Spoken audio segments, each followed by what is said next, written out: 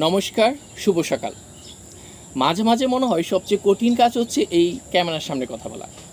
দেখা গেল আমি ১ ঘন্টা বা ১ দিন আগে অনেক পরিকল্পনা করে আসলাম বা এখানে বসার পর কিছুক্ষণ অনুশীলন করলাম, তারপর কথা বললাম, তারপর মনে হচ্ছে হলো না।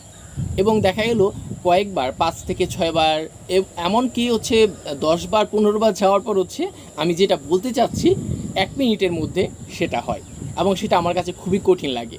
এই যে এখন কথা বলছি, এটা কোনো পরিকল্পনা নেই, এটা এমনি করে বলছি।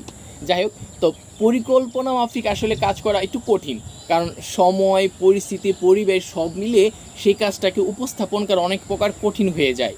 আর যদি মন থেকে কোনো কিছু বলেন বা অনেক প্রকার বিরক্ত হয়ে, এই যে এখন যা বলছি এক প্রকার বিরক্ত হয়ে, কারণ কিছুক্ষণ আগে একটা আমি হচ্ছে কথা রেকর্ড করছিলাম, সেটা হচ্ছিল না, দীর্ঘ সময় হচ্ছিল।